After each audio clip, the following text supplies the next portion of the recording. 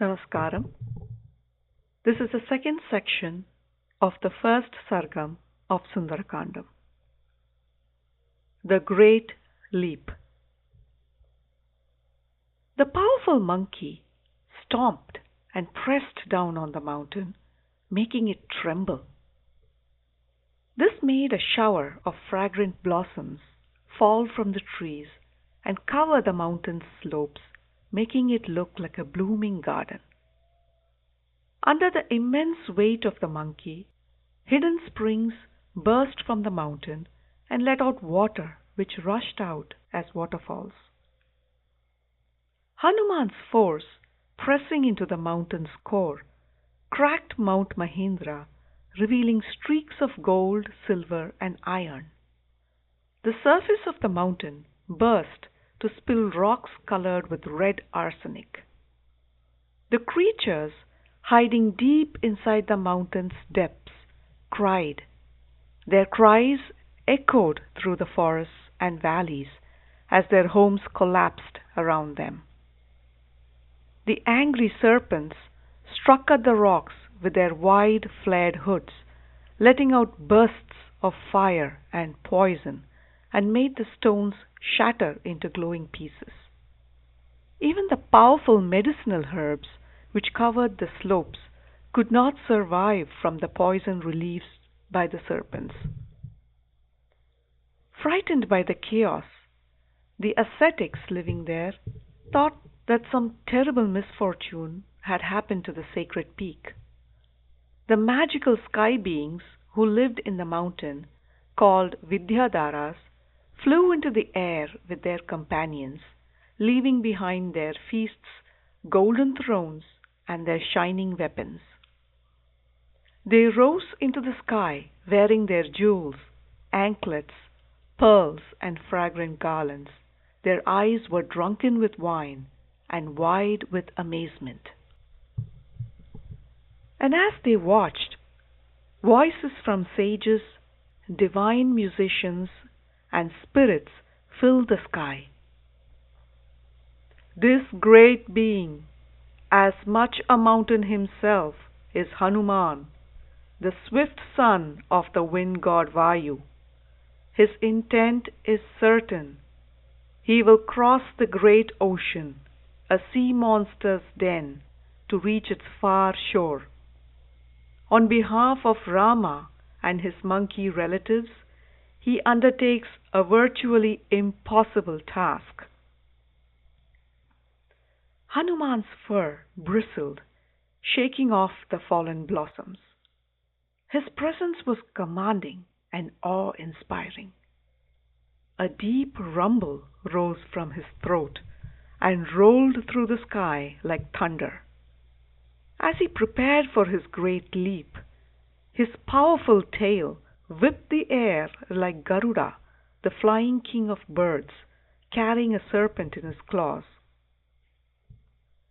Steadying himself, Hanuman planted his iron-like forepaws firmly on the ground, tensing every muscle to muster every ounce of strength, will, and determination within him.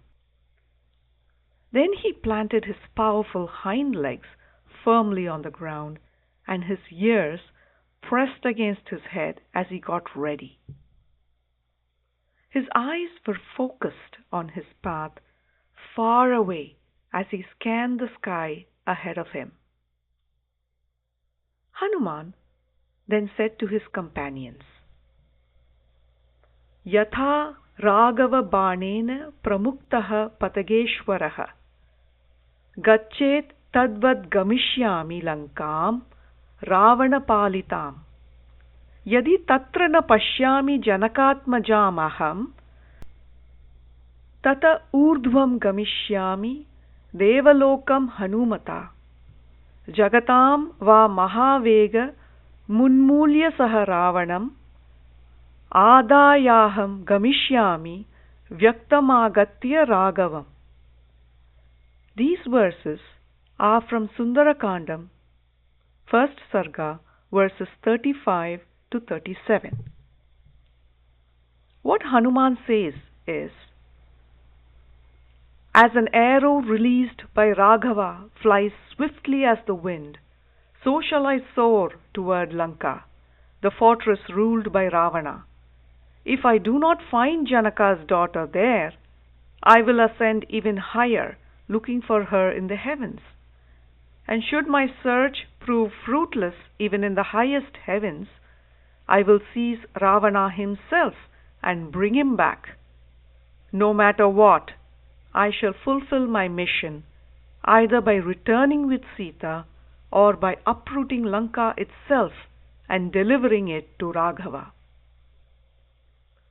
With those firm words, Hanuman took a deep breath and launched himself upward like an arrow released from God's bow.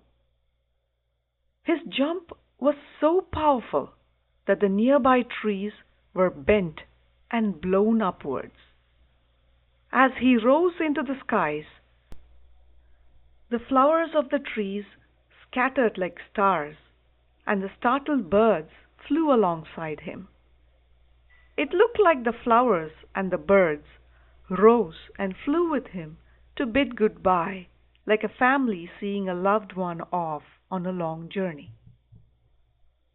The tall trees moved behind him like loyal soldiers following their leader.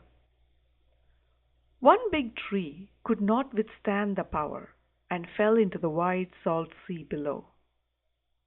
Hanuman, with his huge body flying through the sky, looked incredible and amazed everyone who saw him. Covered in flowers, buds, and young shoots, Hanuman looked like a storm cloud and a tall mountain glowing with many fireflies.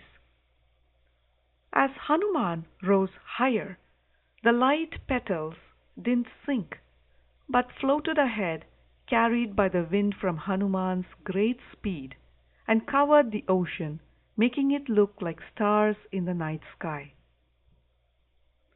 The arms of Hanuman stretched upwards and looked like two huge five-headed snakes rising from the peak of an enormous mountain. When he looked down, his huge size made it seem as if he was going to drink up the sea with its waves, and when he looked upwards, it looked as if he wished to consume the heaven itself. The inner fire in his eyes were like flashes of lightning in dark clouds. Hanuman's golden eyes shone bright like lotus leaves which glowed in the light of the sun and the moon, and his red-tinted face glowed like the sunset. And as he rose higher and higher, his tail streamed behind him like a banner caught in the storm, showing his great strength. Hanuman was shining like the sun, with his white teeth gleaming. The reddish color of his back gave him the appearance of a huge red mountain with large deposits of a red herb called garika. The wind rushing past him, howling through his armpits, echoed like the rumbling of a thundercloud. Hanuman flew like a blazing comet, and hanging between the heavens and the sea, he looked like a mighty ship sailing through the air. As he sprang forward, the sea beneath him quivered.